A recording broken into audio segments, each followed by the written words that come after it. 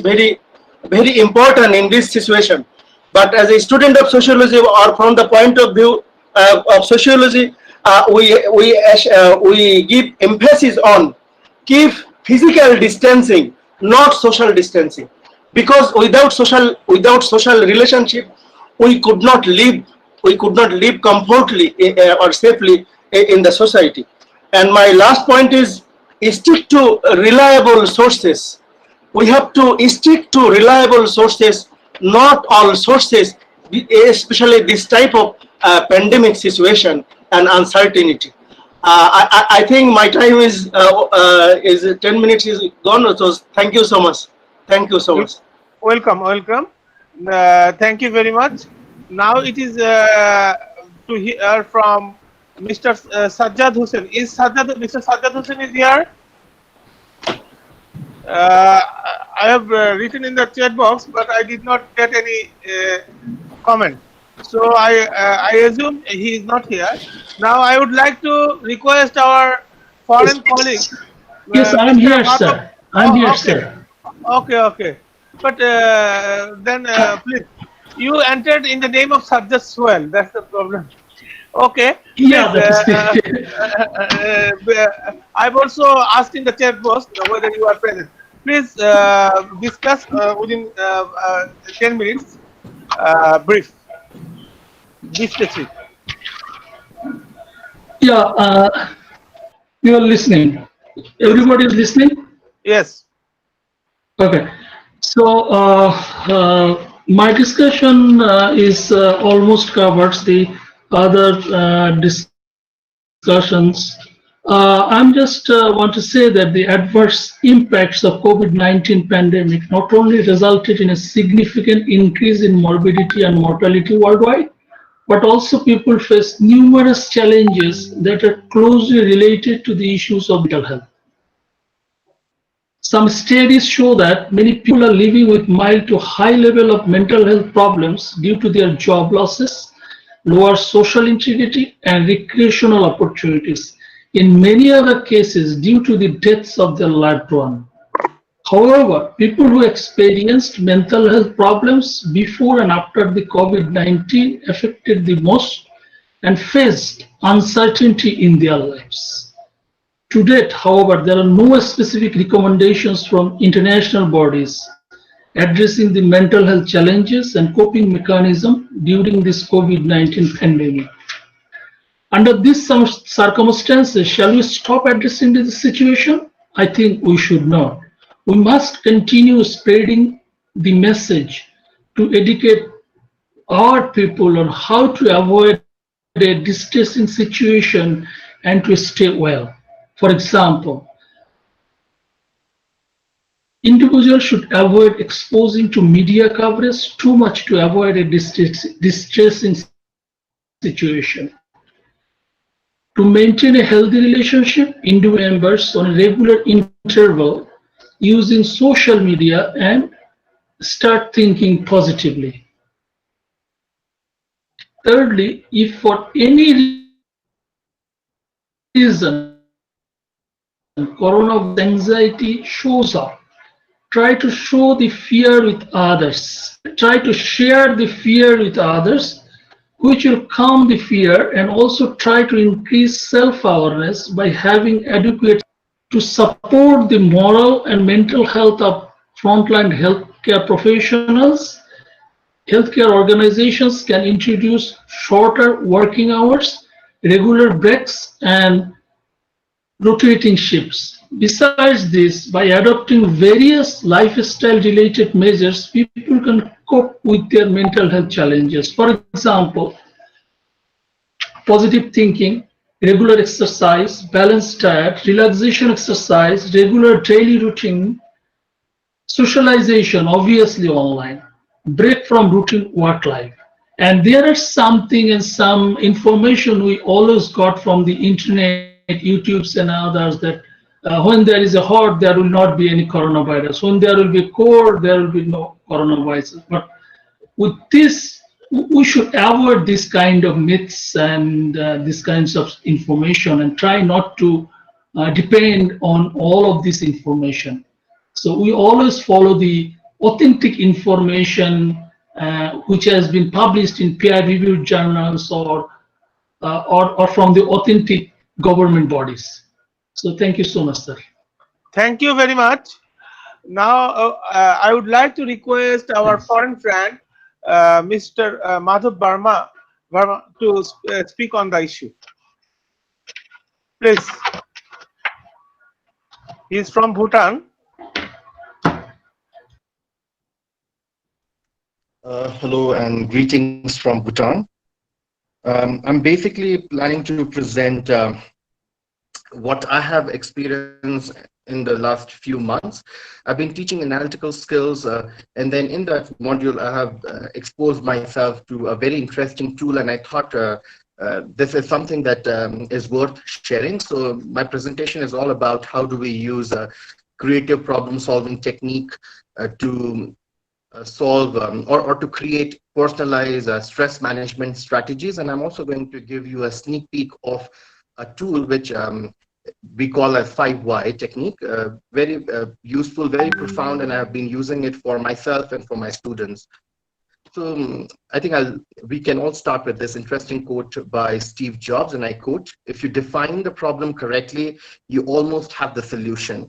So for most of the time, when you ask a person who is sad, who is depressed, and who is in anxiety, and if you ask him, most of the time he'll have no clue why he is sad, or why he is depressed, or why he is feeling certain behavior or feelings in him. So that's because we do not invest a lot of time understanding the reasons behind it. And then I thought a creative problem-solving model actually helps you to look at your problems and then create a personalized strategy. So the creative problem-solving techniques was basically designed by Osborne Parnes. And then he's the famous person who designed the brainstorming. So you will see a lot of brainstorming tools and techniques also being used in this model.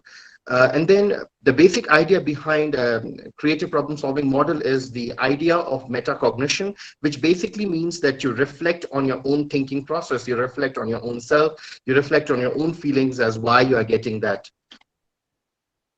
So basically in the creative problem solving process, you look at the three important steps. The first step is basically where you invest your time understanding your problem, then you generate ideas on ways in which you can solve it, and then you look for strategies that, or you actually make a plan of action to actually help you implement so that you can overcome the problem. And I'm going to take you through all these steps. If you find it's interesting, you can actually use it. So the first thing is the mess finding. So basically in this step, what you do is you basically ask yourself what you are doing and why you are doing. So the first thing is you have to commit yourself that you can help yourself and you want to get out of the mess you are right now in. So if you get that objectives very clear, it will help you ensure that your efforts are focused, and then you'll actually feel motivated that you are actually going to help yourself overcome the situation you are in. Once you have done that to yourself, the second thing that you can do is basically look for the triggers or the fact findings. So you ask yourself, why are you getting these stress, or why do you have the certain feelings in you? So you can ask questions like what is happening, where and when it is happening, is it happening around certain people or in specific situation, and how do you feel about it? So the benefit of this particular step is basically you start asking or looking around yourself, the things that actually is triggering those emotions in you. So after this step, you basically will land yourself with certain amount of information, and then you are required to actually find the root cause of the problem. So most of the time, let's say for example, if I have a headache, it may look like a problem, but the cause of the headache is maybe you didn't sleep well, or maybe you have gas, or there's some other problem. So if you know exactly what is causing or triggering those emotions, then you will be able to better solve it. So the second step that you do, the third step that you do is basically find the root cause of the problem. So while you do the root cause of the problem, there are a lot of tools, and this is what I was talking about, the 5Y analysis, which was developed by Sikachi Toyoda. So basically the founder of Toyota Industries, and they still use this amazing tool, very simple. simple to use, anyone can use. So I'm basically going to just give you how to use 5-why analysis to understand the root cause of the problem. So basically, in the root cause of the problem, what you do is you start by analyzing what exactly is causing that problem. Let's say, for example, you have like why team A is not meeting its response time target. So then you start asking why, like a number of times till you get the root cause of the problem. Now, the key here is you don't answer questions that you don't know, and then you invest. Like, if you have to answer something, just don't answer the first thing that comes to your mind. You have to invest it yourself, looking at the problem, looking at the cause of the problem, and then come up with a reasonable answer. Only then you will be able to analyze the situation that you're dealing with. So let's say, for example, I'm just going to show you how to actually use the 5-why tools. So let's say, for example, I feel stressed at home, right? So then I'll ask myself, why am I stressed at home? So then maybe this can be a possible answer, that I feel stressed because I'm exhausted. Then the next thing I should do is I should ask myself, why am I then exhausted? So then you should ask, like I was exhausted because I was moving back and forth between 2 tasks and a little of my own work was done. Then you ask yourself, why were you moving back and forth? That means, why were you not focused? And then maybe the response can come that there were a lot of interruption when you were working. And then you can ask, why were there a lot of interruption? Then, that there were interruption because a lot of people came to you for help, and then you just could not say no. And this is the main cause, why do you let people interrupt me? And then you let people interrupt you because you don't want to be rude and you want to be helpful. So now if you analyze the whole situation, you are stressed, but the main cause of the stress is something very different.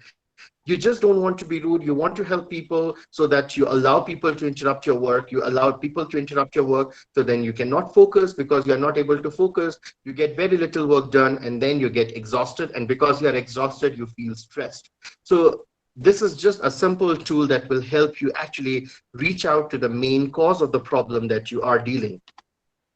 I'd suggest you all to actually go and check out this blog, a very interesting blog that I found online. So here you will actually see a lot of information that you can actually do in order to do your own personal reflection. And then they also, I'm not endorsing this, but they have some, it's a paid website. You can also get yourself some counseling help if you want. Once you know that you have found out the root cause of the problem, then what you have to do is you have to actually start looking for ways to overcome that problem. Now, this is the time when you have to be as creative as possible and don't judge the ideas that come to you. And this is also the time when you have to reflect on what you have done in a similar situation in the past, what you have seen others doing in a similar situation in the past. Ask your friends, family, and people you trust for advice. And then I would really request you not to be too judgmental about the ideas that come to you, because sometimes you might find yourself at peace by doing absolutely things that makes no sense. Let's say, for example, like for me, like washing dishes really help. Like whenever I'm stressed, I start washing dishes, I start organizing my place, or I get into some creative assignment. So that actually helps me relieve. But then for you, something else might work. So you have to keep on channelizing your energies to find more creative ways in order to overcome problems. So once you have an idea, you need to translate that idea into a solution that will work. So in this stage, what you do is you basically ask yourself series of questions like, do you think this problem, the solution that you think is realistic, will help you solve the problem? And how will you, feel after you are done using that solution? What are the possible positive and negative consequences of it? And then you, in this particular stage, you also need to look at resources that you have at your disposal. So let's say, for example, singing might help, but you don't have any equipment that will help you sing. So you need to also reflect on resources and then get in contact with people who might help you in this particular step. So once you have a solution that you are sure of, then what you should do is put that solution into a plan of action. This is the most important step. Trust me, most of the people who have problem, they have solution with them only, because every problem is unique. Everybody is struggling their own battle. So the only way you can actually overcome your problem is by putting your plan into action. And then what you do here is you write it down, you bring it down to very detailed, to schedule, and then you can also start looking for things that will actually help you in this process, things that might actually disturb you in this process, so try and get rid of those things. So a very, very important phase. And if you feel that the solution at hand is too big or the problem itself is too big, don't be hard on yourself. You can break your problem into smaller parts and then target one at a time as a challenge. And then once you have started putting your plan into action, which is very good, then is the time you start reflecting on the experiences that you are getting. If you are getting positive experience, then you'll definitely feel motivated. But if in case the solution is not working, don't give up. All you have to do is rewind the whole process and then start looking at what went wrong. Maybe analysis were wrong or the solution didn't make sense. So you might have to tweak it around. So, so this basically is what we call as the problem-solving process of creative analysis, like creative problem-solving process. And I'll leave you all with this small food for thought. So the first thing that we need to all understand is, and because this whole program is being organized by the Entrepreneurship Club, and I think all the entrepreneurs or the people who think like entrepreneurs will connect with this particular quote, and I quote, creative thinkers see opportunities where others see only problem. So this is something that actually helps you overcome your problem. So everywhere there's a problem, it can be your problem, it can be someone else's problem. So if you start looking at problem as an opportunity, a lot of your battle is going to be won. The second thing is, we all must understand that problem solving is the talent of every human being. It comes natural to us. We have made all this progress only because of this talent that we all have within us. And then please do remember that we all have got plenty of experience. Please don't think that, oh, I'm not a counselor, I'm not a trained person, I cannot do this. Please don't do that. This is your life. You have a complete charge on yourself.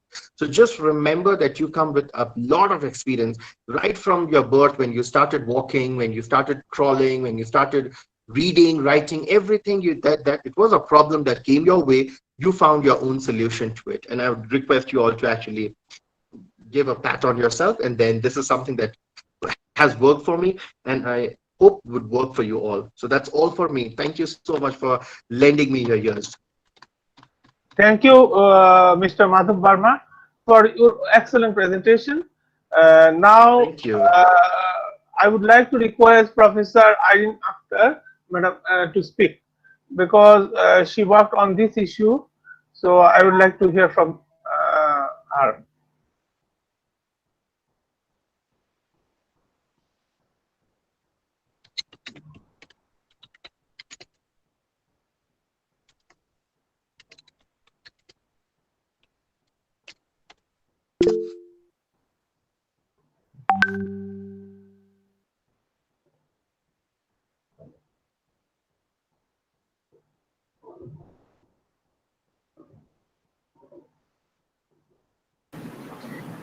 Dear Madam, your microphone is off, please. Dear Dr. Irene.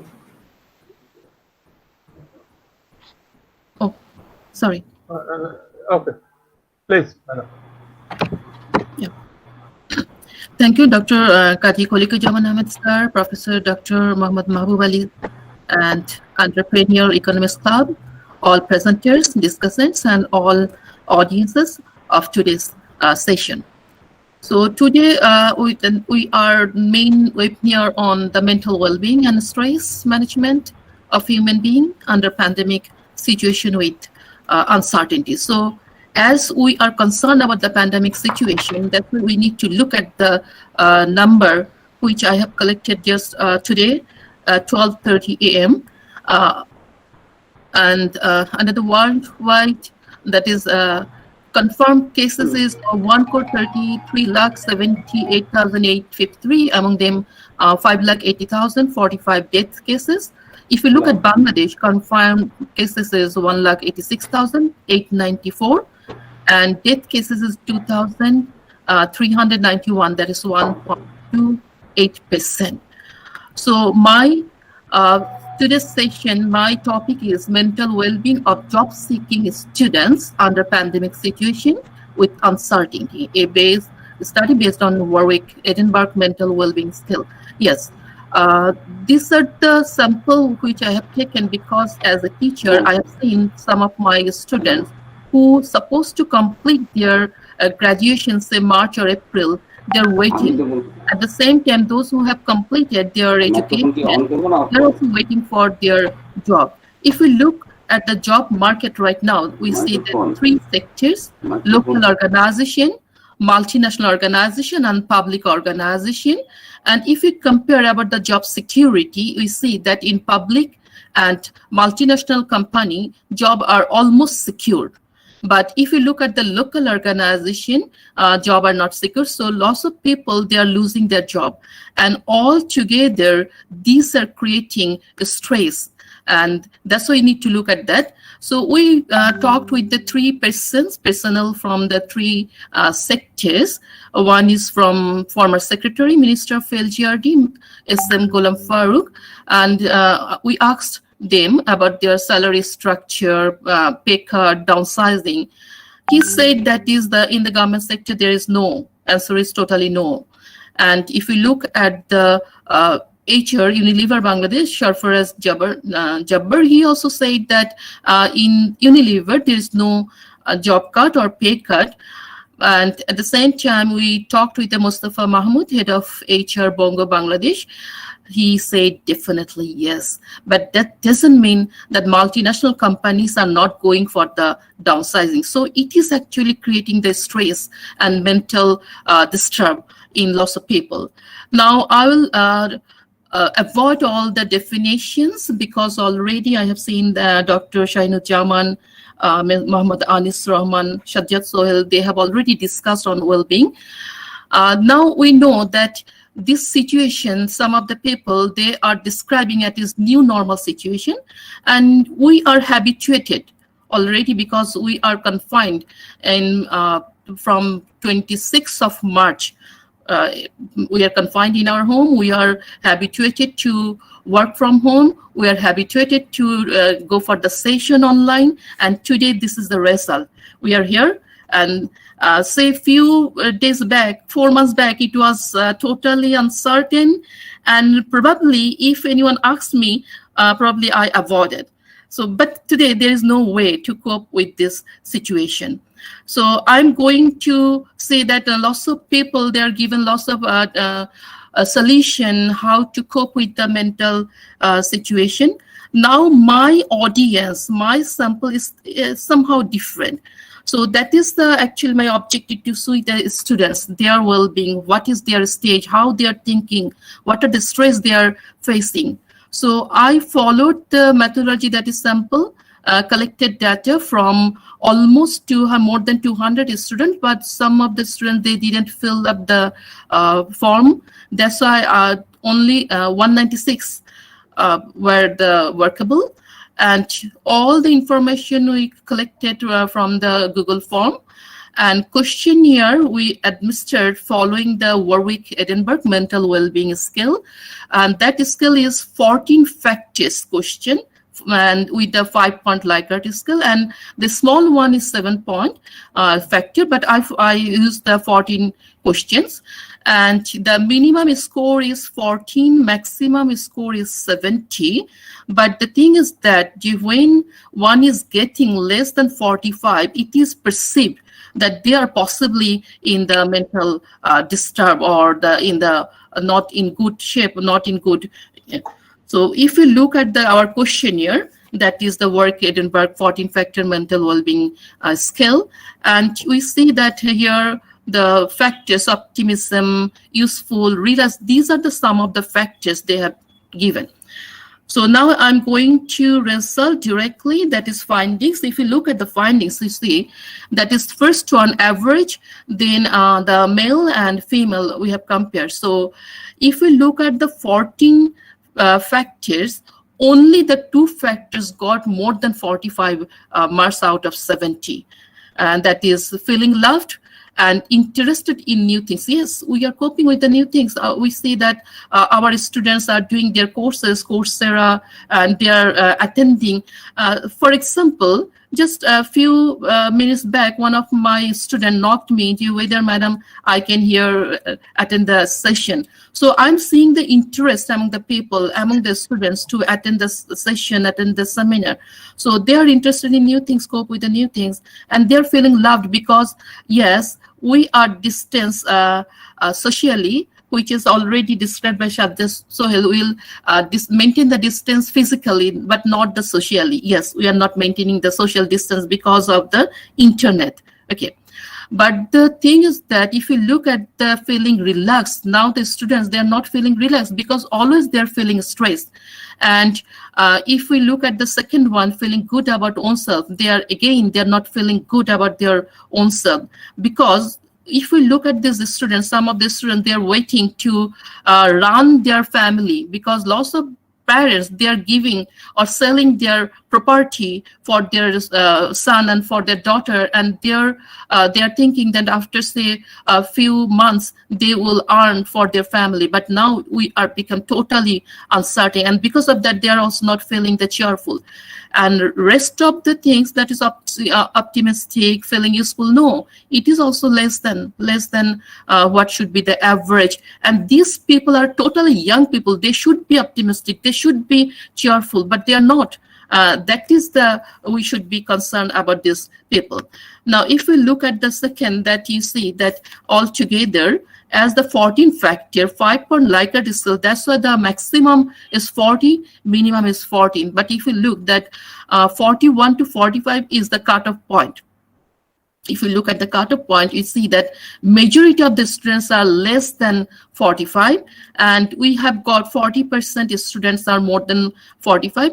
Now, why some of the students are less, why some of the students are more? It is the scope for research for again, but we can perceive that those students who are not that much concerned, maybe their parents are rich, maybe they don't need to think about their financial earning. That's why they are not that much concerned. But this number is very less, very less. As these students are using the internet, so some of the students we see that majority as concerned. Now, if you look at the distribution, yes, it is almost normal distribution because the middle point is 45. But actually, it is not normal if we think about our generation, if we think about our situation. So depending on these findings, if we think there are lots of people, they're giving lots of way to give the solution, that is to connect the people, to take the notice, to keep learning. But actually, when people are under the situation, not earning for the family members, now no definition or no solution will work for them. Yes, if we look at the hierarchy model, when people don't have the food in their home, then if you tell them to connect with the people, to keep learning, actually it will not work. This is very true. So depending on that, I have given some recommendation. I have collected this recommendation from different journal articles and secondary data. But the thing which I think that is we need to stop seeing the TV. Yes, we have to stop, and we have to take care of ourselves, because every day we are counting, and that is the common to everyone. Even we see that who are working in our home, they are also started to counting. Yesterday the number was that, and today's number. So we have to stop, and we have to be more positive. We have to think about, yes, what is happening? Yes, happening, but definitely the next day will be better. Okay, thank you, everyone. If there is any question. Thank you, madam, for your excellent presentation. Because last one is I like very much, that we have to stop watching TV. It's a very important, because sometimes TV makes us really make the horror situation. Now it is like to hear from our foreign guest, Dr.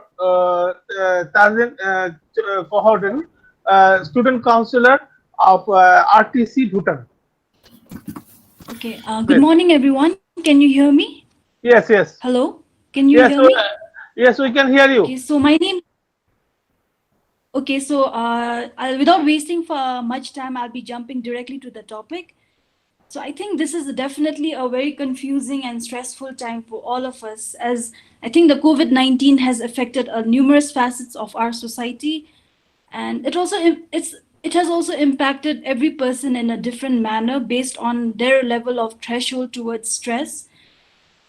And this disruption to their daily lives can be seen in different pictures, as people are anxious about the examination, some are worried about their jobs, their financial situations, or how are they going to support their family during this hour. So I think based on the sessions that I've had with my clients, I've observed that it has been a more difficult challenge for people with underlying mental health conditions, more so for people with anxiety disorders. I think they've been consumed with worry and stress. For those with schizophrenia, I think the concern that people are infectious may contribute a lot to the paranoia. And for those with depression, I think this lack of social engagement and disruption in routines can definitely increase a lot of symptoms. And this uncertainty and specific restrictions to COVID-19 has presented a lot of difficulties and challenges.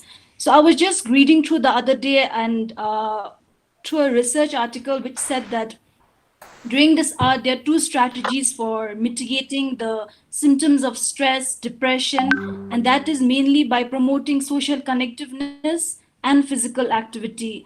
I think in this current environment, necessary restrictions such as social distancing, self-quarantining, and other measures can definitely make this a huge challenge. So we need to be very intentional about trying to find ways to reduce social isolation during this hour. For example, through virtual meetings, text, messages, or phone call, just trying to get the support from your close and loved ones and maintaining that communication pattern, keeping it alive, and also engaging in regular physical activity.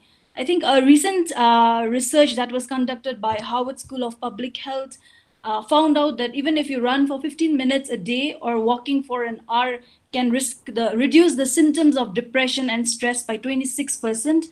So when you exercise, your exercise releases endorphins in your body, and these endorphins get in touch with your brain receptors and trigger positive feelings in your body. And exercise can also definitely reduce the stress hormones and help to elevate your mood. So it's very important to maintain social contact and also keep your physical exercise active, if not outdoor, at least in your indoor spaces.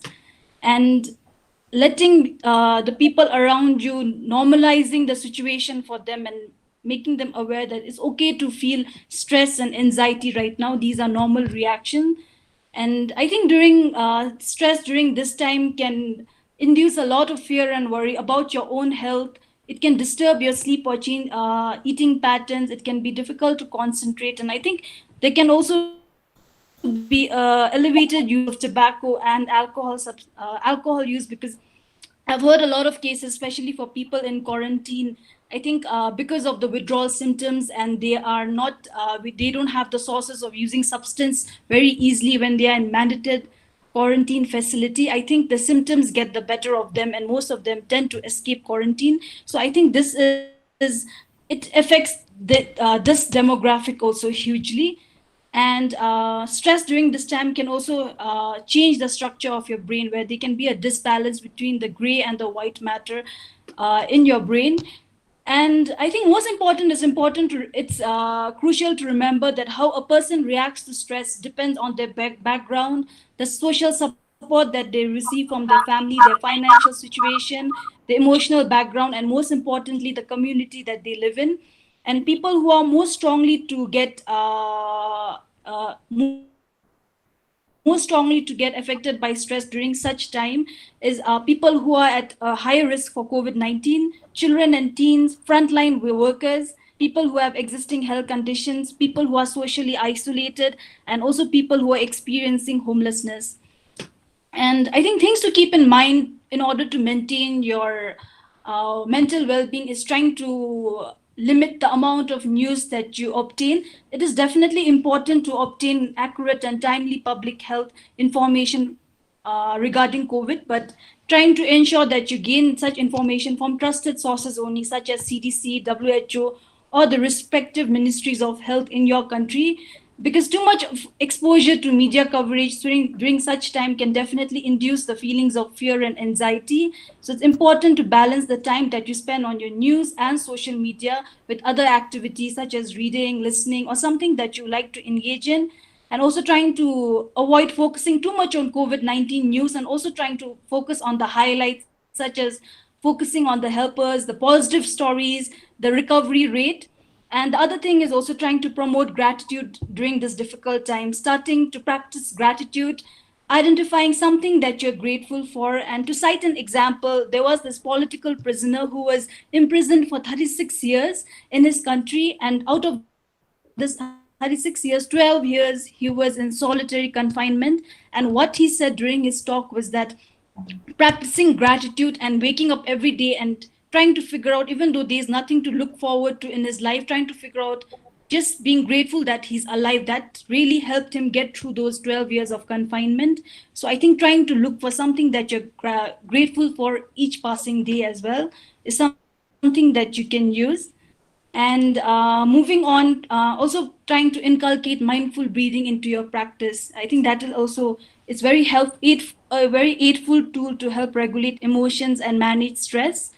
And if you, as educators and leaders in educational institutions or any other organization, if you know that your students or someone around you is experiencing mental health concern, and just your therapies and techniques or the skills that you've been using is not working, it's very important to refer them to professional help and appropriate sources where they can get help from the appropriate sources. And also sometimes just reminding yourself that it's okay to let go of the expectation of the normal. I think once a week or twice a week, sometimes it's okay to forget the routine and just indulge in self-care practice, and trying to just be in the moment and figuring out what is actually important to me, and not feeling guilty for not following a specific routine, but just engaging in what you want to actually do today. And I think that it's important to remember that the truth about change is that the faster we let go of our expectations of the normal, the faster we adapt. So trying to put that into practice. And also trying to have a regular schedule if possible during this COVID-19 time, because when we don't have much to do behaviorally, I think that creates a vacuum in our mind and we tend to overthink a lot. And when you overthink a lot, I think a lot of feelings come up, mixed emotions or feeling guilty, feeling a lot of regrets, constant fear and worry. So it's important to have a regular schedule maintained. And even when you're anxious and stressful about this uncertainty, trying to ask yourself, what is it that I can control in this situation? Am I unnecessarily worrying about the worst thing that can happen? So when I have stressed in the past, how have I regulated my stress? Or what are the things I can do in this situation to try to be positive? So, and the other thing is also trying to get a good night's sleep. I think stress can result in a lot of sleep difficulties. I've had a lot of clients complaining about sleep difficulties. So when you suffer from lack of sleep, I think it can definitely elevate your stress. So sleep deprivation makes parts of the brain that handle higher order functions work less. So it's important to have healthy sleeping habits.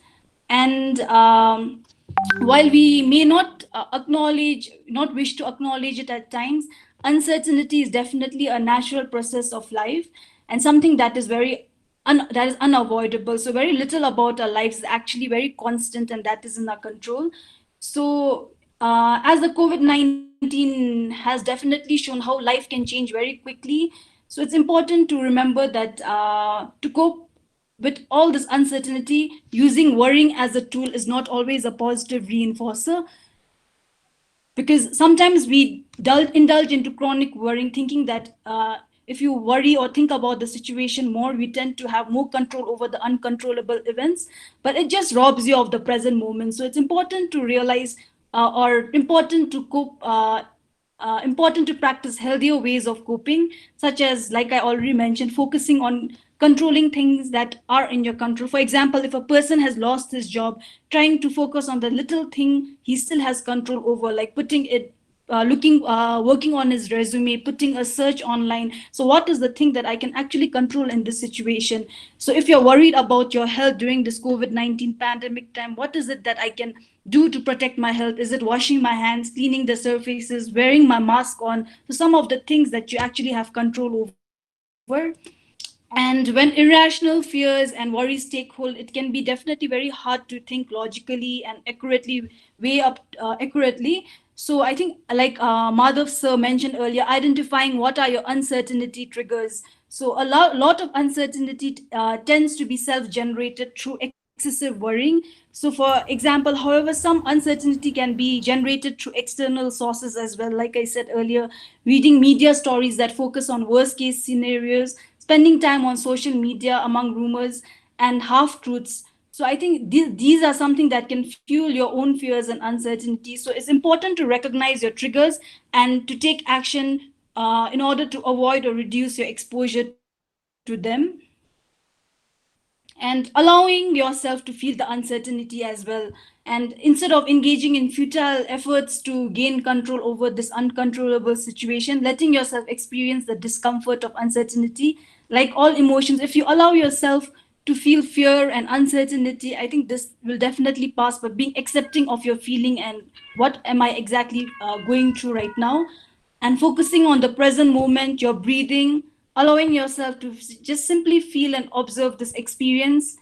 And the other thing is trying to shift your attention. So when your mind wanders back to worrying or the feelings of uncertainty return, trying to refocus your mind on the present moment and practicing mindfulness and regulating your mindful breathing. And I think also, like earlier, like I mentioned, some of the tools to reduce or deal with your anxiety and stress, putting that or inculcating that into practice. And definitely, as again, to cite Madhav sir, like he mentioned that we all have ways.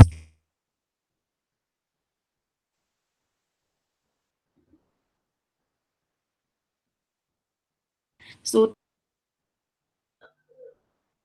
Now, I would like to request Professor Dr. Subroto Chattopadhyay from India to speak for 10 minutes. Dr. Tandil left. Probably there is technical difficulty. Now it is time to hear from Professor Dr. Subroto Chattopadhyay for 10 minutes only, sir. Thank you so much, respected Professor Mohammad Mehmood Ali, and it is on your invitation that I have been given this opportunity to present my thoughts on the topic of mental well-being and stress during uncertainty caused by the pandemic. So, at the outset, my sincere regards and respect to respected chairperson sir, respected chairman sir, Professor Khalikuজ্জামান Ahmed, and all the respected professors and dignitaries from Dhaka University, Dhaka School of Economics, and all across the world. Right. So let us straight away come to the topic because I have 10 minutes of time. So when we talk about mental stress, right? First of all, let me say something that given a particular situation, there are two ways that we respond. One is we act, the other is we react. And most of us do the second thing, that is we react to the situation. And that is the reason we view or we think that something, whenever we are led into some sort of an uncertainty, then that is a problem situation. But successful are those people in life who take this problem and this uncertainty in their stride and think from where they can create an opportunity so that becomes a sustainable situation for them to live. So the thing is that in the last few months that we have witnessed pandemic, we have seen how different countries and different people in those nations, and also the different businesses, they have suffered a lot because of this pandemic situation. We were forced to work from home. And let me, in this regard, share with you a small story, if I am permitted, right? And this is a true story. So what happened is that our homes has been transformed into virtual offices, and all of us are huddled in our home, and we have to balance between our personal life and our professional life. So that is the first challenge that we had to face. And what happened is that there was a middle level manager who was doing his regular meetings with his top management, and the grandma wanted to ask him for some emergency household chore, and he said that I am busy in a meeting, so how can I attend to you? So then the grandma said that I want to talk to your top management and request him to leave you for 2 minutes. Then he said, no, it is not possible. So all this while he was not very aware his microphone was on. So the management, the top management person who were there in the meeting, they said, okay, let us hear your grandma, what she had to say. And then she just came in and said that, see, we are sacrificing our privacy at home and allowing your staff, who happens to be our relative, right, our kin, our nearest kin, to attend the office. But you have to also take care that there are emergency calls at the house also to attend. So please allow these small interruptions if possible. And the management understood that. And hence, he was allowed to attend to his family emergency and then come back to the meeting. So the essence of the story is that in the past few months, we have all witnessed a lot of stress.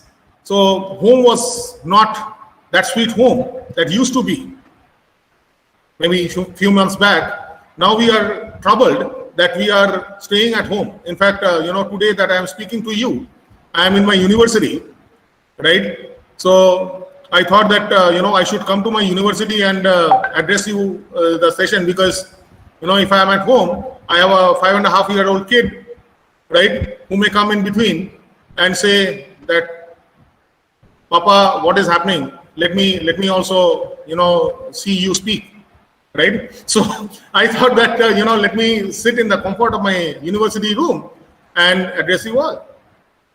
So we have been troubled. We have witnessed all this pandemic situation, but and we have been attending to sessions and also meetings, right? And what happened is the normal work-life balance is not there. The holidays have gone for a toss. So we have forgotten, what is a weekend, because every day is a working day. And, yesterday what happened is, I'm arranging a conference. So it will be in February. And, there was a professor from Mexico who, accepted my invitation to be a reviewer on the editorial board. Right? I sent the message to my HOD. You know what? At 11 in the night, he replies me with no appreciation of that and says, we need to prepare the placement brochure. Now, you see, 11 in the night, he says, you need to prepare the placement brochure, which means that we have perhaps forgotten the essence of work time and personal time. So that is the main reason why we are into so much of stress. So we are overburdened perhaps, and all these is basically in our mentality. Whatever our attitude is, how we perceive things. If we take all these, that these are causing stress to us, and if we think about it more, then possibly we will be more overburdened and the stress would increase. But if we accept this as a new normal and carry life forward, adjusting, accommodating, and adapting to the same, then perhaps our life would be much better. And also, imagine the amount of learning and the knowledge that we have gained in the past few months. I am sure most of us have utilized this time towards enriching our knowledge, our values, and our experiences, and we can surely utilize the same in the future for our research, for our teaching, for our activities. So a lot of corporates have got a lot of respite in this pandemic situation towards learning new courses, towards enriching their knowledge and increasing their share of experience in whatever field that they're in. So all these have added value. So the thing is that whenever we are into any crisis, we have to take the positive out of it and not think about the negatives. Because the more we think about the negatives, the more we will be stressed and the more we will be burdened, and our mental health and physical health will be affected because of that. With that, I would like to stop. Thank you so much once again to all of you for giving me this opportunity and international exposure with so many dignitaries of high repute to whom I am speaking. Thank you so very much. Namaskar.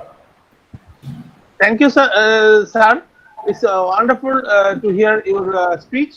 Now it is. I would like to request Professor Abdullah Abu Said Khan to speak. Time is 10 minutes. Hello. Yes. Do you hear me? Yes. Okay, go on. Okay, thank you. My hearty greetings to all. I feel honored to be here with you in this session.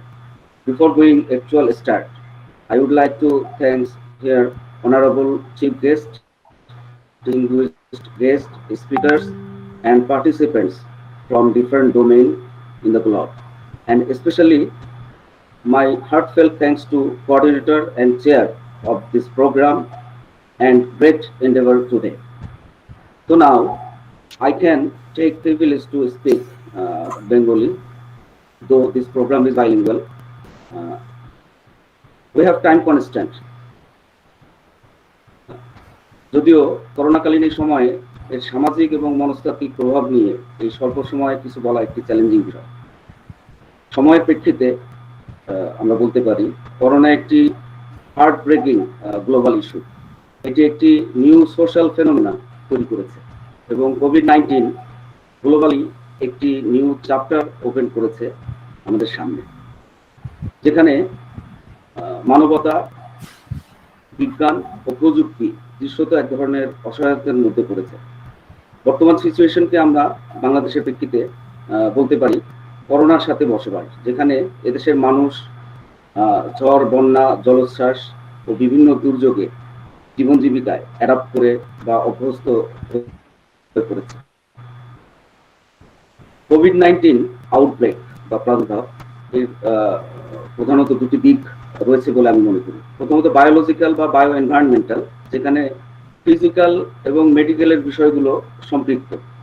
অন্যটি বায়োসোশ্যাল, যেখানে psychosocial, economical এবং অন্যান্য যে ব্যবস্থাপনা সংক্রান্ত বিষয় রয়েছে, যেমন হেলথ ম্যানেজমেন্ট, সামাজিক ব্যবস্থাপনা একটি অন্যতম অংশ। পাশাপাশি পিপলস ভালনারেবিলিটি যেখানে নারী পুরুষ শিশু সহ অন্যান্য সামাজিক ঝুঁকিপূর্ণ দিকগুলো রয়েছে, যার সাথে সামাজিক বৈষম্য অসমতা সম্পৃক্ত। আমরা একটি পুঁজিবাদী শিল্পকেন্দ্রিক হেটেরোজেনাস সোসাইটিতে আছি, যেখানে সামাজিক বৈষম্য অসমতা দারিদ্রতা একটি কন্টিনিউয়াল ফেনোমেনন।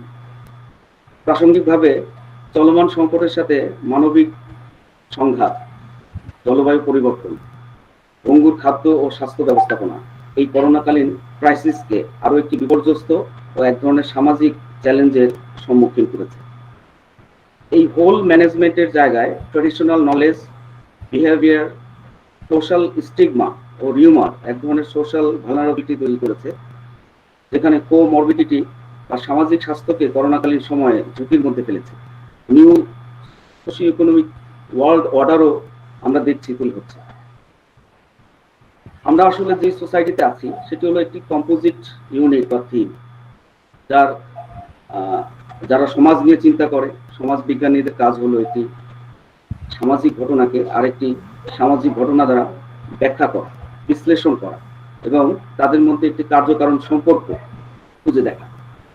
অর্থাৎ fact should be explained through another fact, যাকে ফ্রেঞ্চ সোশিওলজিস্ট ইমাল ডুরখাইম বলেছেন social reality.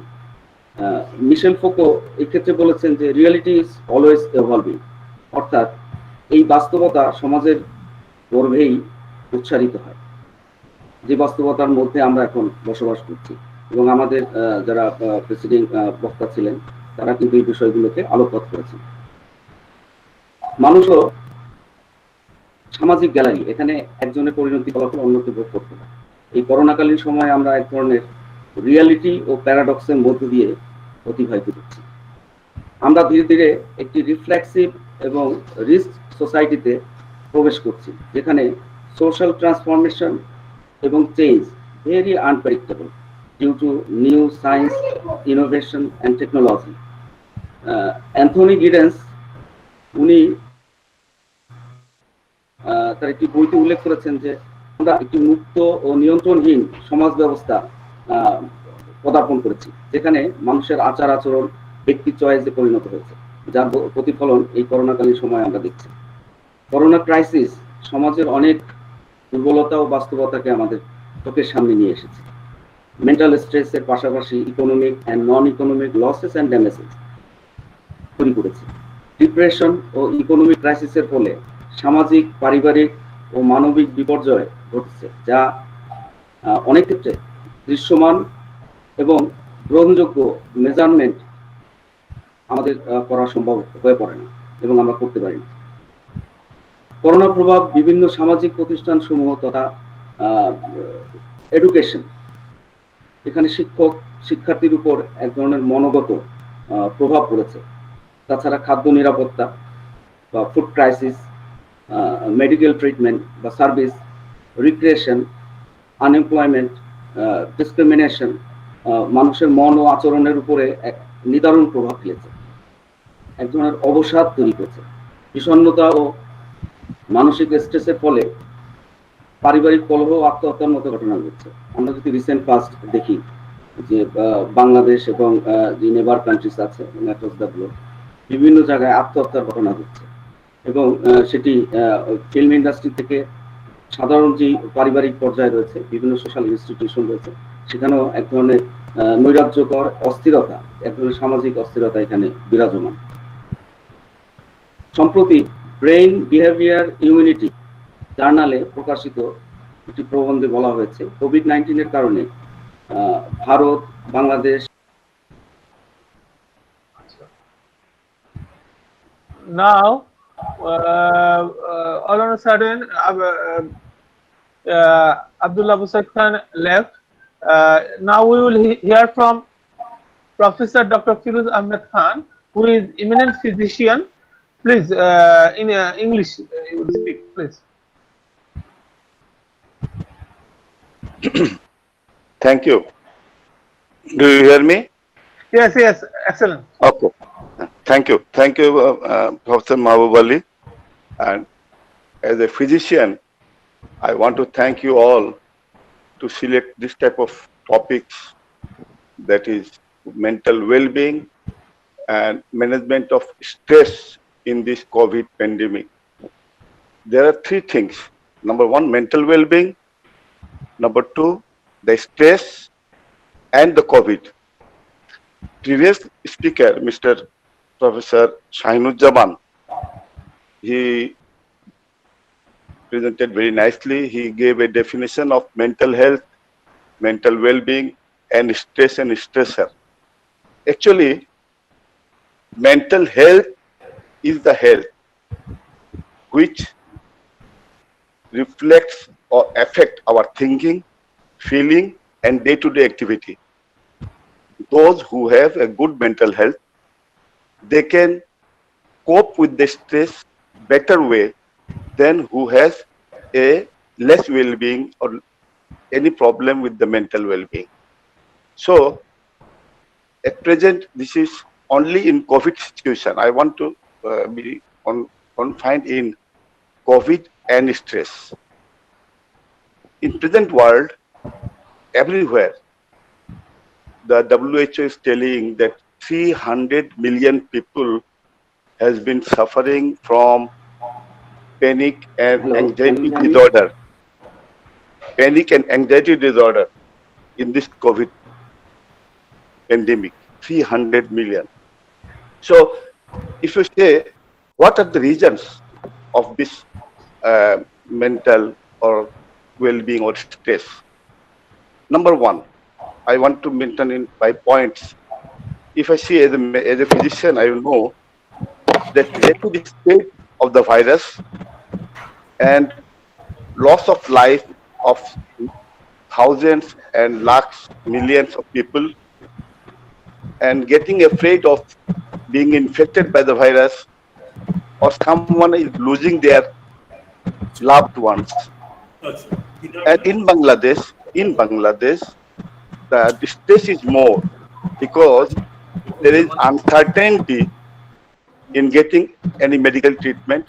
People are very much frustrated about where to do the test, whether the test is correct, because nowadays we are seeing everywhere in the newspaper, the false tests are giving to the people and this and that.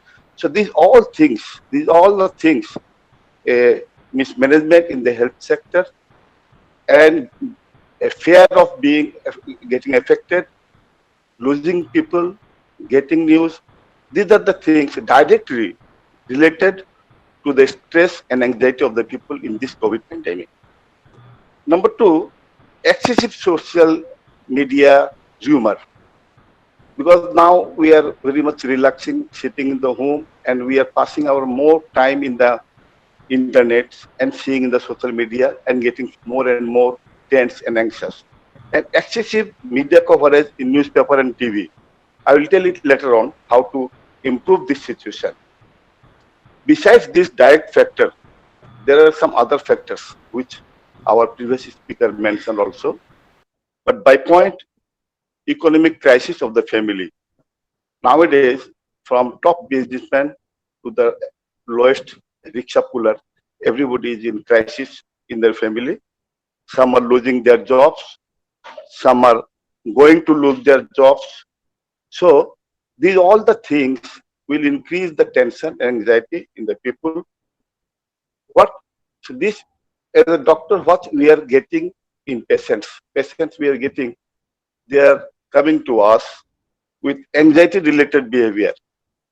Anxiety-related behavior means he is irritated at home and he responds a totally different way to certain problem in his home. He is depressed. He cannot sleep at night. And lot of people have suicidal tendency. You know, in Bangladesh, one police constable, when he get that, he informed that he is COVID positive, he just jumped from the 5th floor and gets suicide, died. One young boy in Chittagong, he also jumped and suicide after getting positive result. This is reality. People are so panicked with this COVID that whenever they're getting positive, there are a lot of problem in the social stigma and social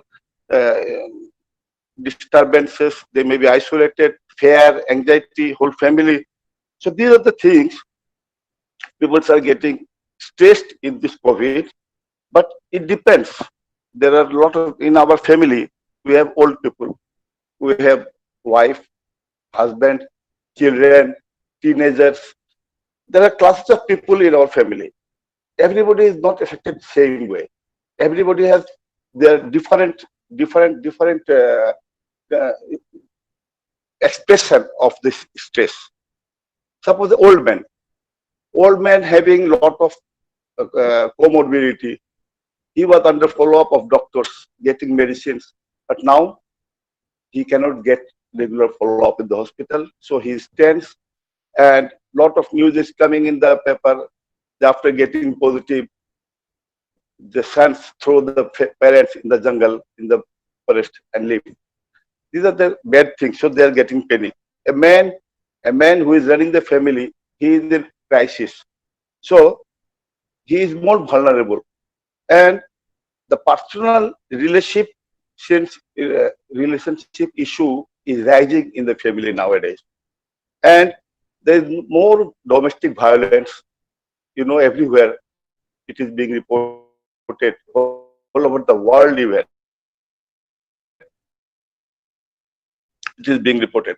So how to overcome the stress? As a part of physician, I think it is not a person who think that I will not face any stress, I will be live like this, I will think like this, and he will be cured. No, not possible. This stress in COVID is related to the pandemicity of the disease and the death of the people. So there are a lot of people. I can categorize it in three ways. A government has to play an important role in relieving the stress of the people sitting at home. Number two, a media has important role to release the stress of the people sitting at home. And we can give, as a physician, some advice to the person concerned how to cope with the stress in better way. So a person can cope. Our previous speakers already mentioned that a person should know better about the disease. If you know something better way, you will be less panic about that thing. And he should get the information from, as our previous speaker told, from trusted source, not from the Facebook, not from the social media, not from the rumors. It will give him more panic.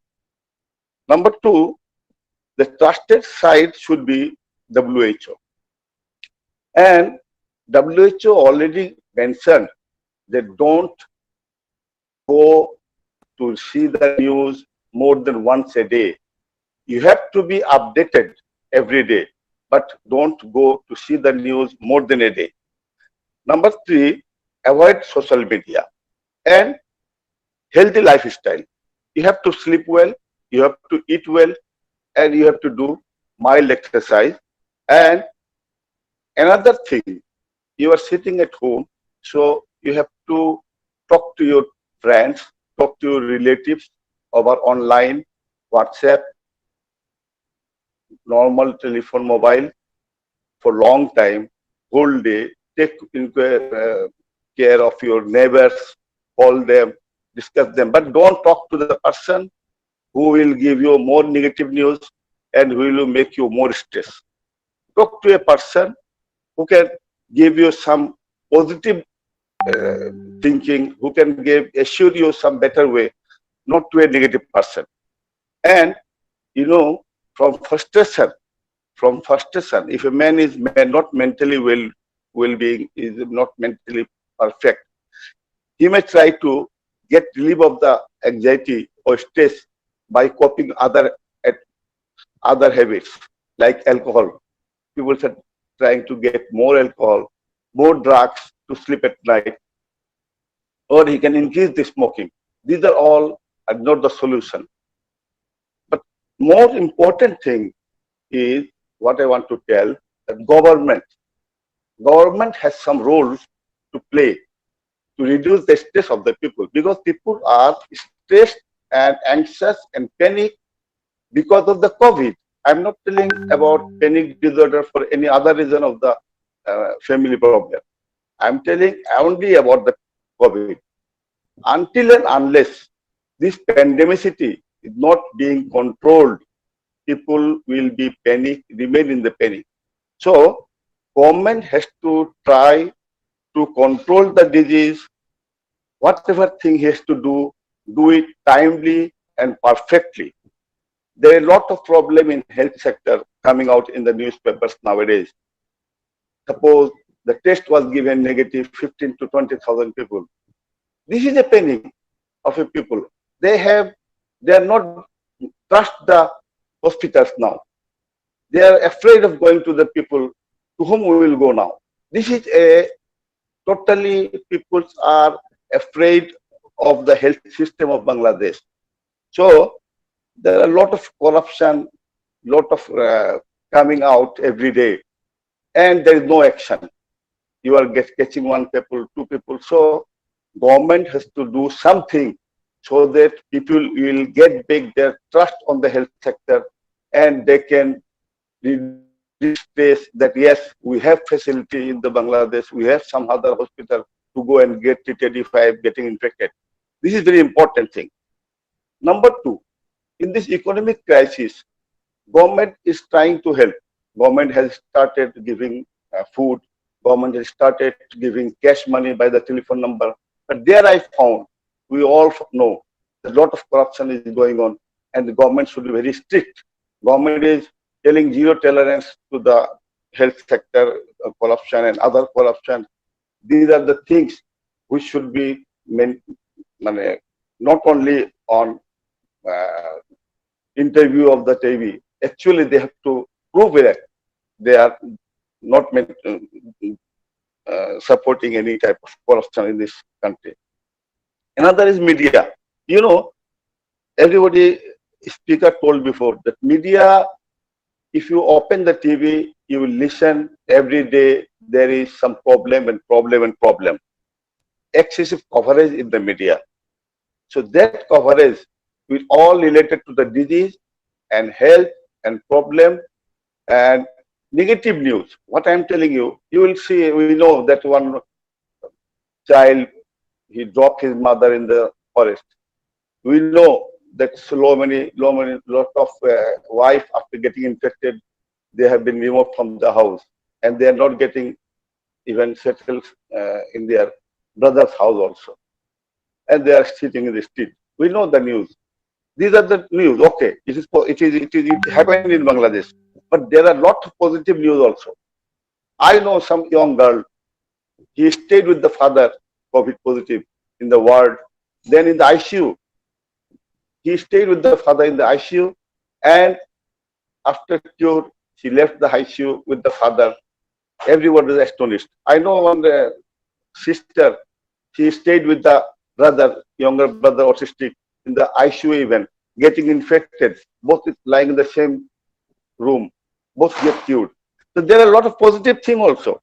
But media will always discussing, giving importance to the negative news, not the positive news. There should be a program. You know, just now our one speaker, he mentioned that nearly 186,000 people infected, only 24,000 people died, and more than 1 lakh people killed. So, if the media will arrange a program of COVID winners, those who have win the COVID, they can arrange a story program of each of them in the media. Why they are bringing corrupt people, those who are now Shahid-like people, and getting a debate and a lot of discussion, and ultimately found that these people who are telling the very good things, they are corrupt. So these things will give a negative impact on the people. People will be more frustrated than those who are telling in the TV very good things, that I am telling very good things and I am doing corruption in my private practice. This is illegal. If people come to know that this man is talking in the TV is a corrupt man, then whole people will get frustrated from the media. So media should arrange they should amplify the hopeful stories more and more. They should arrange this type of mental health program, how to face the mental health program.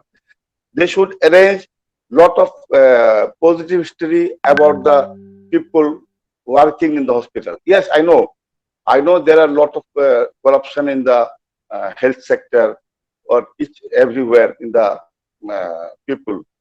But there are also doctors personally, they are working in the COVID hospital. You know, doctors are personally working in the COVID hospital. I heard one message from the, Amitabh Bachchan. He was getting infected and he is in Lalavati hospital. He get a message like this. In Gujarat, there is a billboard. In the billboard, it was written, you know why the mandir is closed? Because the Bhagwan is in the hospital wearing a white coat, serving the COVID patients.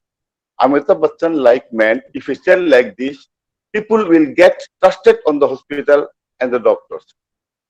Lot of things are here. I know a lot of things going on here, but you have to support the people who are working in the hospital. It will give a positive effect to the whole people. Depression will be less.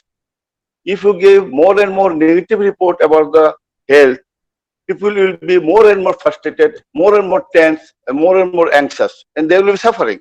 Nobody can improve their stress without improving the image of the health sector, health service in Bangladesh. So I want to thank you all. Actually, Mahbub Ali, who requested me to be here. I am a physician, I am not economist, and my point of view is actually on the treatment purpose, because I am seeing maximum patient. I am doing private practice still. I did not stop my practice because I feel that doctors should be in the field during a war. I am doing my private practice, Mahbub Ali knows. And I see maximum patient is panic. Just they have throat problem, nothing. They are thinking they have some problem in the throat. Actually, they don't have any problem. This is a panic behavior. So my request, I hope we will overcome the situation and we can fight this COVID and we can overcome, and we should give more importance to the mental health, not only physical health. Thank you, everybody. Thank you very much. Excellent discussion by our special guest. Now, I would like to request for 1 minute, Professor Abdul Abu Said Khan to speak in English. Okay, thanks for giving me opportunity once again, and I am sorry due to interruption of network. Just I was out of screen. Again, I got the opportunity. So that point I was in that point.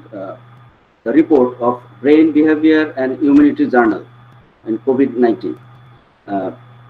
যেখানে বলা হয়েছে যে Bharat, Bangladesh, Saudi আরব, USA এবং Italy, Britain সহ অন্যান্য দেশে যে isolation বা সামাজিক যে দূরত্ব আমরা বলছি, দিস ইজ সোশ্যাল ডিস্টেন্সিং, যার কারণে এক ধরনের মেন্টাল ডিসঅর্ডার এবং ডিপ্রেশন তৈরি হচ্ছে এবং মানুষের মধ্যে অ্যাংজাইটি, ক্ষোভ, রাগ বা বিরক্তি, পারিবারিক যে সামাজিক অস্থিরতা রয়েছে সেগুলো আত্মহত্যার প্রবণতা বাড়াচ্ছে।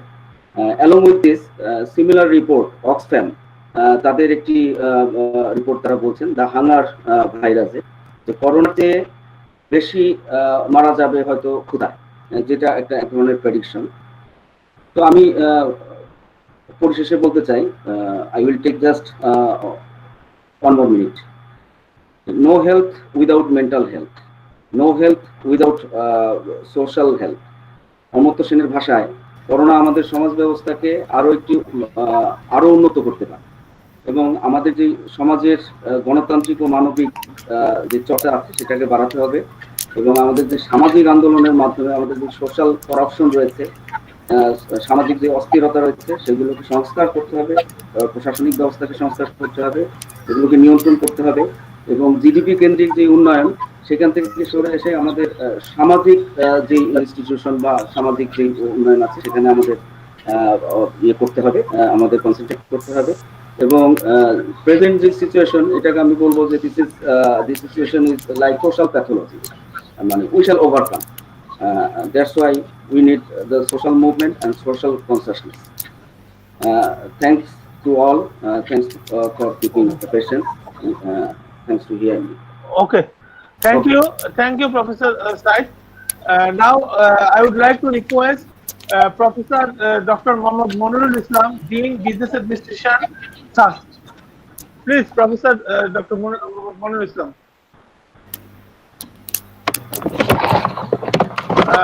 Microphone should be switched off.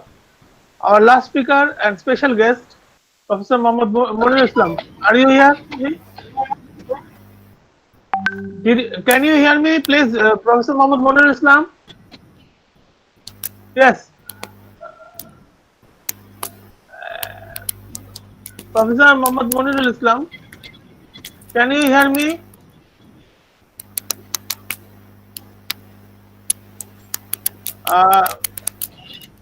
Professor Mohammed Monirul Islam.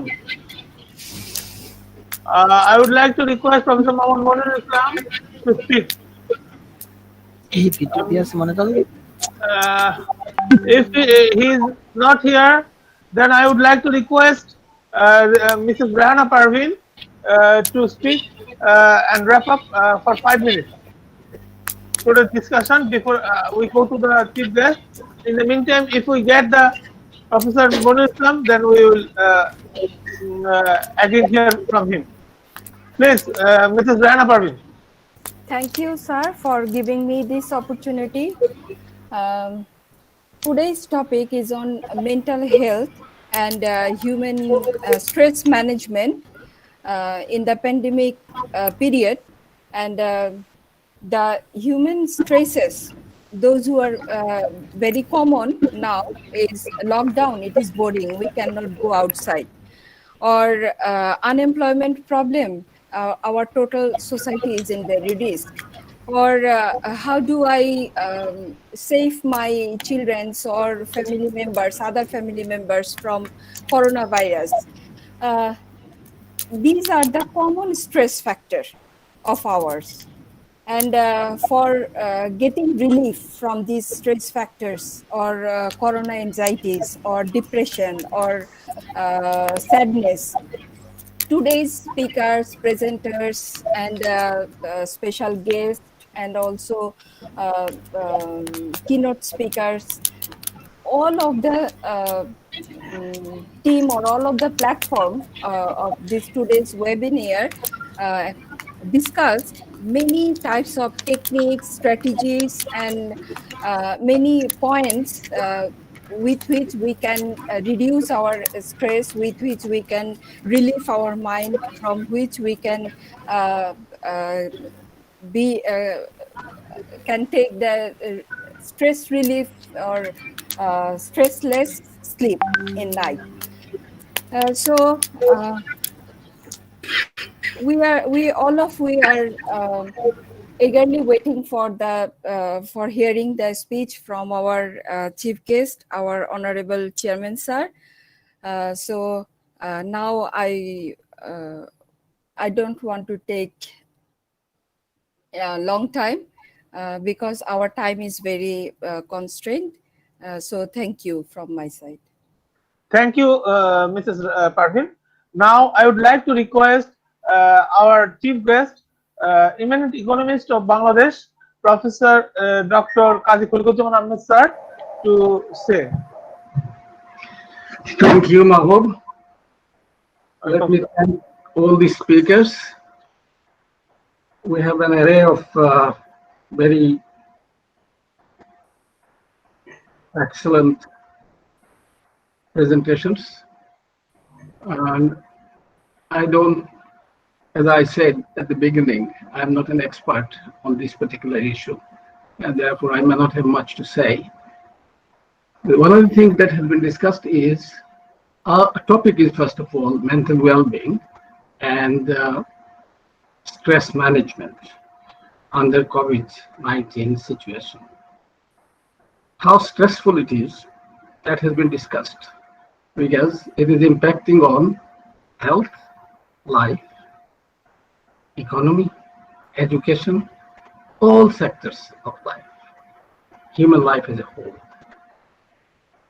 And there was no other pandemic which has affected the whole world before.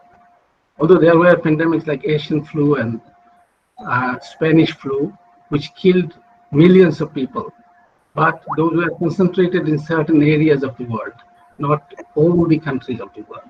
Now we have 213 countries and regions. Everywhere there is this pandemic. Some countries have managed better than others. Now, few countries are doing very poorly, including United States, Brazil, South Africa, India, and I'm not very sure how we are doing in Bangladesh. From the proportion of the people tested being infected, it seems we are not doing very well. But one good thing is that in our shanty areas, the Bosties, I don't know why, maybe our doctor would know, this pandemic has not gone into there. Otherwise, millions of people would have been killed. So that is one thing. Maybe they have some kind of immunity because they live under stress anyway. Mosquitoes, bites, and the environmental stress and all of that. Maybe they have developed some kind of immunity. So eventually, of course, we will probably have vaccine, or we will develop immunity so that we can live normal life. But the life will never be normal again. The normal that we know, that normal has gone. We'll have a new normal. And what are the characteristics of the new normal? We don't know it right now. But it will perhaps be more like this, meeting virtually rather than physically, and maybe more isolation, and an isolationist attitude may develop. But we'll have to then cope with it, whatever is the situation. But we need to recover from the position that we are in. It's economic recovery, social recovery, it's health recovery, it's environmental recovery. We need all kinds of recovery so that we can again see that the world moves forward in terms of economic development, in terms of participation in the economic process, in terms of environmental protection, and in terms of social development. I wrote an article early on saying that like Amartya Sen, before Amartya Sen said it, I wrote it, that Corona has given us an opportunity because it does not distinguish between rich and poor, high and mighty, and the lowly. It attacks everybody. Whoever it finds, it attacks. And therefore, it has brought to us, again, that all human beings are equal as human beings. So that perhaps would come back to us, and we'll have a better society where all the things that were being talked here, that will better manage our affairs, and everybody will be included in the process of social development, economic development, and so on. But then I have moved away from that position now. Now I have written another article saying that this is not going to happen. And it's not going to happen as you all have been discussing. See around the world, see about the United States, there is this stress. The federal government wants to open up, and the reality is such that the local governments don't want to. That stress is there in other countries also. Brazil, the president didn't recognize that there was a pandemic. Now he has been affected himself. In Bangladesh, probably we were a bit late, but we recognize that this is a serious situation. And therefore, there are efforts being mounted by our doctor here and others to try and control it. But it has been mentioned that the government has a very, very, very huge responsibility. Government should rise to the occasion. But here there is who is government? That's a big question. The Prime Minister announced a package on 13 April, huge package, about 1 lakh crore Dhaka. And I think that was absolutely right. And the emphasis given on sectors, absolutely right. Also, she outlined 3 areas which should be given high priority. Number 1 is health, life. Second is social security, and third is agriculture. So everything was there, but we are not getting most of the things done on the ground. So those who are responsible to implement, they are not doing their job properly. And they are not all of them, some of them are being brought to justice. I had another theory which has proven wrong. I thought, and I wrote many times, that if people are punished for their sins, others will not go that way. But it seems that's not quite correct now, because it has become something of our nature, our character, that we would like to be self-centered. We want I and not we in general. There is a saying, I because I am because we are. So we don't accept that. I am because I am. And that's what is happening, and that's what we see all around. Now, coming to this mental, I talked all about that because I don't know anything about what you have been talking about. Let me describe my situation a bit. I'm close to 80. And I confined myself from 10th of March because I had with a fever, so I started early. So it's 4 months and 7 days. And in this period, early on, 16th of March and 19th of March, I went out for 2 or 3 hours each. And then 10th of May again for 2 or 3 hours. And then on the Eid day and on my birthday to my son's place. So that's all I have gone out. Otherwise, I have remained inside the house. There were 2 of us, my wife and myself, who was a professor in Dhaka University, who is retired now. So just the 2 of us, and we have never got time together because both are professionals. So we did our own jobs. But now this gives us an opportunity to be together for a long time. But maybe it's going to be too long, I don't know. But personally, I was very an epitome, if you like, of a person who lives a very regular life. I used to sleep at 11:30 for 6 hours or 7 hours, then got up the whole day, work, and I could move from one thing to the other very smoothly without taking any baggage from the first one. I could give decisions on, say, education now and perhaps employment in the afternoon and at night on environment. So it never bothered me. I had no tensions. Those who worked with me, they know I had no tension, no stresses, nothing. So this is the way I lived. And when I got confined, first few days, I was so bored, absolutely bored, because I was an outgoing person, attending meetings, going to places. I used to visit the villages a lot, about 10 to 12 days.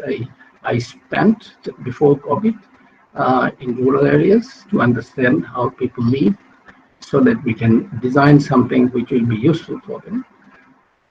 But now I'm confined here. First, about 2 weeks, I couldn't even read, let alone writing anything. Then I told myself, no, I have to leave and do something. So I started reading and writing. So over this period, I have written newspaper articles, of course, not very serious research articles that you can't. I have written about last one together, 24 articles. It's not too bad, I suppose. Given numerous interviews to televisions and newspapers. And over the last 3 weeks, I have been attending webinars at the rate of about 2 a day. Today I have this one, and then I'll have another one in the afternoon at 6 o'clock. Tomorrow also I have almost every day that there are webinars that are available. So everything is regular, but not like before. The one problem I'm facing, maybe anyone can advise me, the regularity of my sleep has gone very irregular. Now I can't sleep for more than 2 or 3 hours. I have tried going to bed at 10 o'clock, at 11 o'clock, at 1 o'clock. After 2-3 hours, I get up. And then I cannot sleep again. That's the main problem. So I was trying to cope with that while continuing my writing and reading. Then in the afternoon, late afternoon, I started feeling very sleepy and then fell asleep. I never slept. For the past 50 years, I remember I never slept during the day.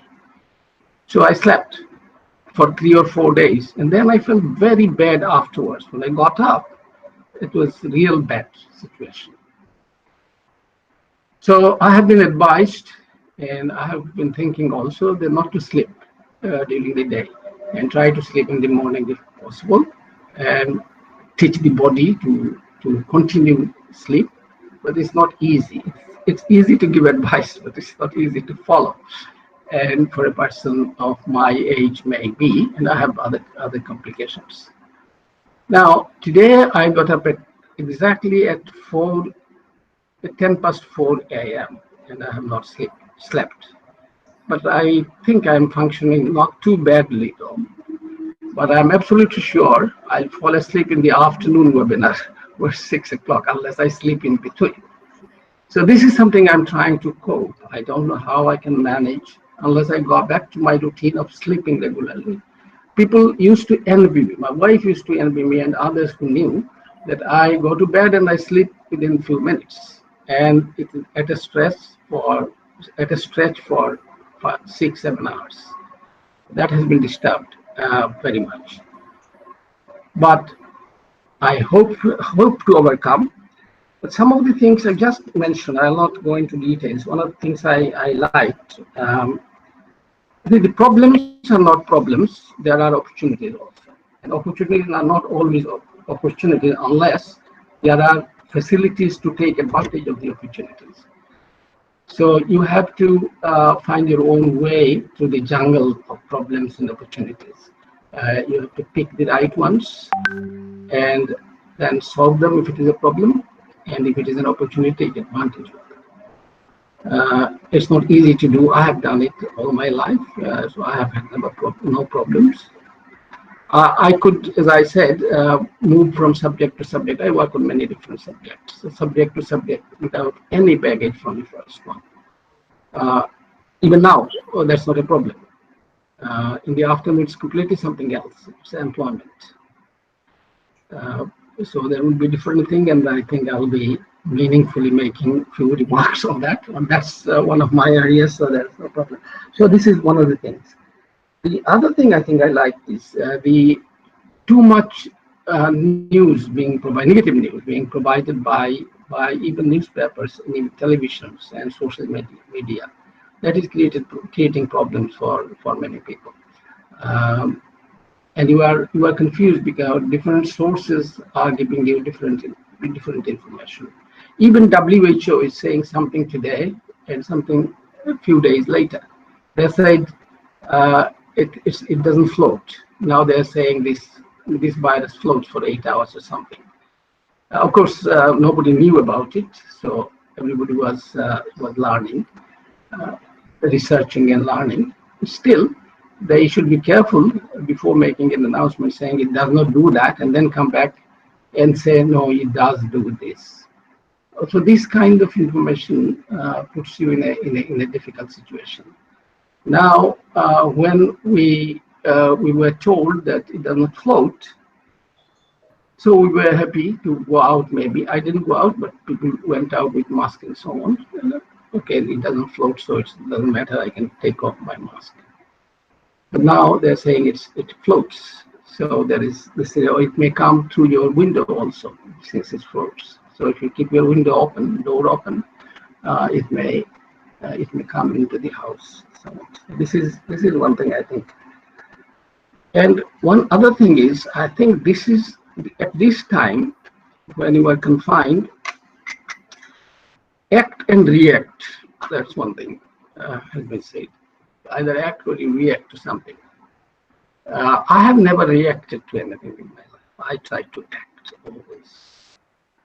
If somebody say, I've never ever given an interview to media when the question is about somebody else.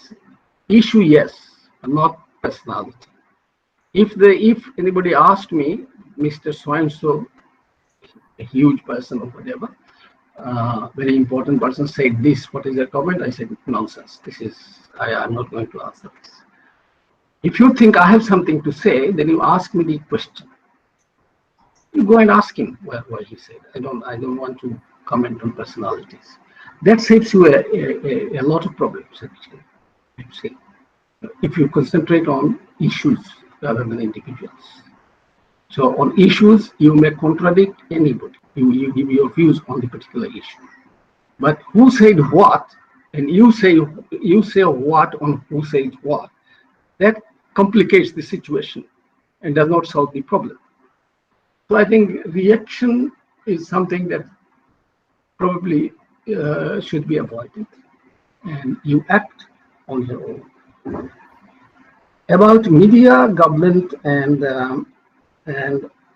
doctors helping, I think they are all important.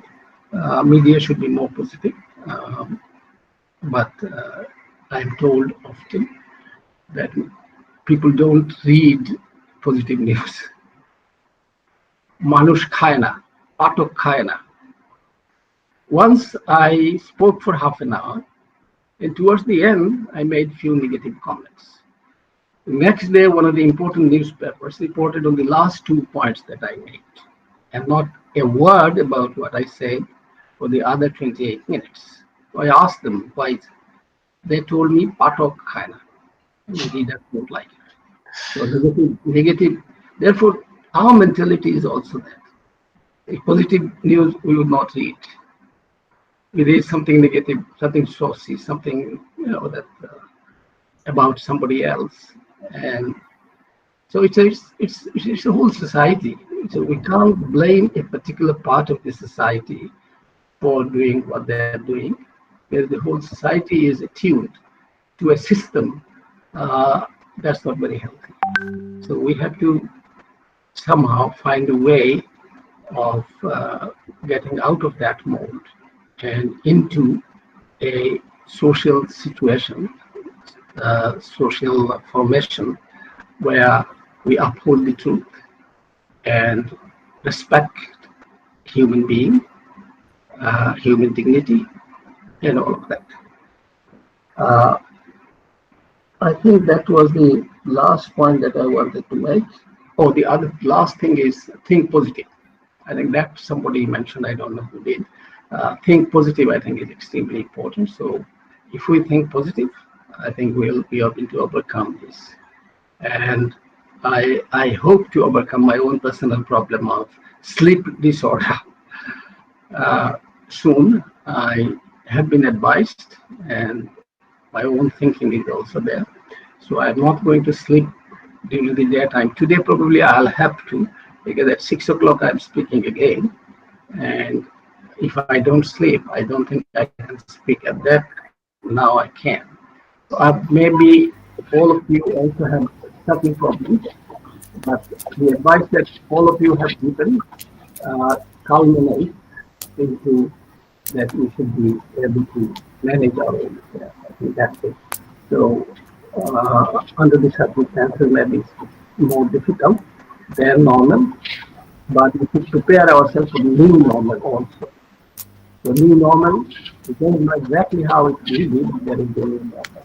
So we'll have to read through that situation and recover from the now sliding downward slide of the economy and social activities, even medical and everything else. So I wish you all the best of everything, and thank you for listening.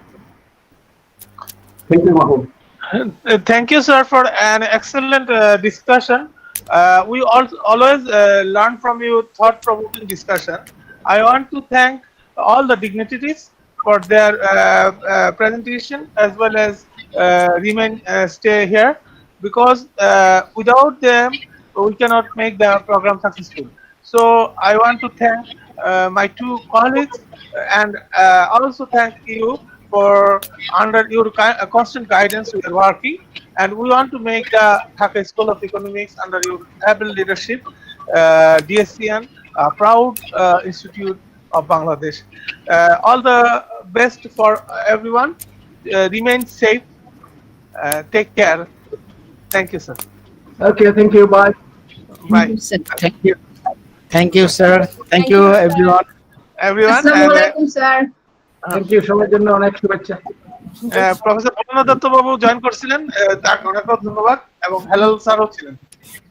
হ্যাঁ দেখলাম, হেলালকে দেখলাম আমি এখানে। হ্যাঁ, এবং professor Bholanath দাও ছিলেন আজকে, আমরা খুব খুশি।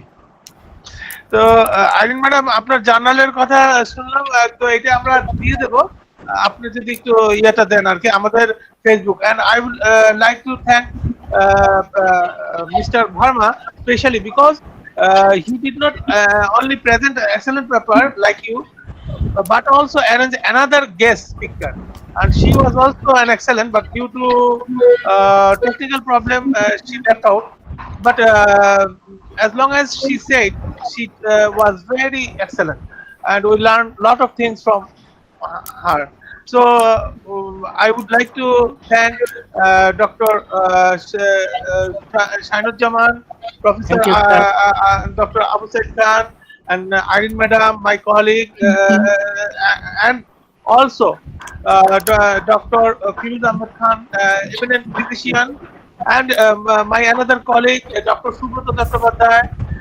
And I also miss our Professor Dr. Mohammed Bunur Islam sir, because he was joined with us, but technically he left it, technical reason. And also nicely spoken by Mohammed Sajjad Hussain, Mohammed Anisur Rahman, and also I always told about Mr. Madhav Verma.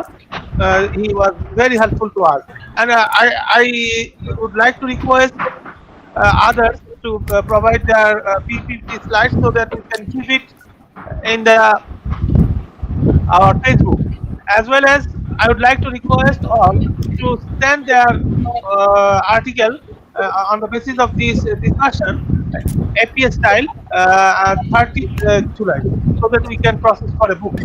All the best wishes. And madam, did you like to say something about your journal? Okay, thank you. Yes, thank you for giving me the floor. Yes, it is the journal of IBM, Jahangirnagar University, and this is not Scoopus journal, but we follow the 2 peer review, blind peer review, and we are trying and maintaining the quality, high quality. And I'm giving you one example. For the last few years, sometimes our internal researchers sometimes not getting the chance to publish their paper because we are totally going by the blind peer review. Okay, so I have given you the link, so anyone they can give their article, submit their article to our journal, and the last date of submission is 20th August. This is the every year we publish one journal. We're supposed to publish in June, but because of this different situation we are passing, so we are hopefully that we'll publish within December of this year.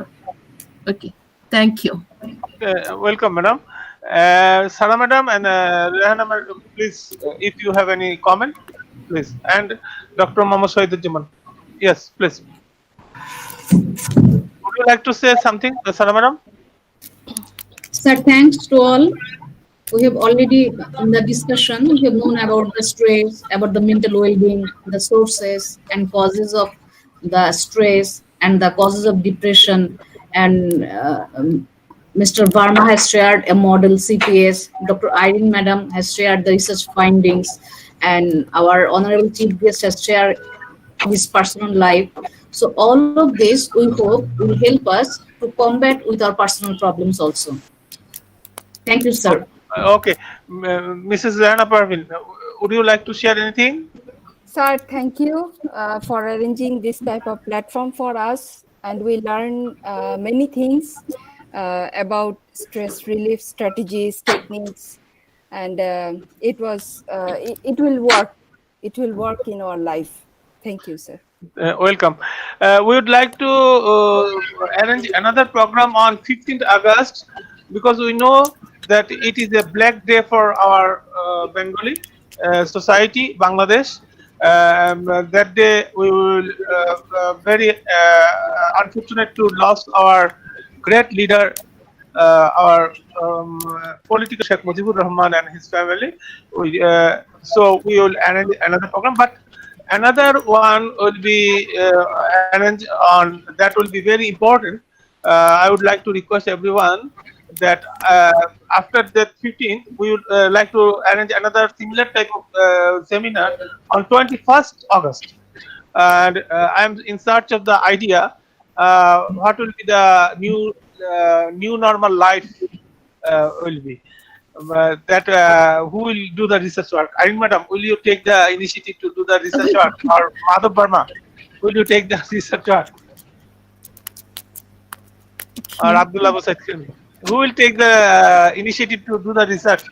On 21st August, on new life normal during the Madhav Verma, you are Mr. Madhav Verma, you are the part of our entrepreneurial economics club. Next time, we will send you our life membership, honorary life membership. Moderator is here. Mrs. Anna Parvin is the moderator of the club. So, Irene Madam and Madhav Verma, Mr. Madhav Verma will be our honorary life member. Definitely, Professor Abdullah will also. So, who will take the initiative? Madam, will you take the initiative? এত সহজে তো হ্যাঁ মানে if we go for the research work it takes time. Yeah. 21st actually 21st August. Okay, thank you, madam. I would like to also send invitation to Madhav Verma early. And also thanks to Mr. Mohammad Shainujaman and Mr. Anisur Rahman. I hope we'll see Mr. Anisur Rahman very short time as a professor of Gopalganj. Best of luck, everyone. Remain safe. Take care. Thank you, sir. Thank you for inviting me. Thank you. Bye. Take care. Thank you once again. It's a great pleasure to be part of this program. Nice to see you all. Thank you, sir. Thank you, ma'am. Thank you, sir. Till then, goodbye. Yes, sir. Good. Thank you, sir. See you Thank again. you. Goodbye. Goodbye.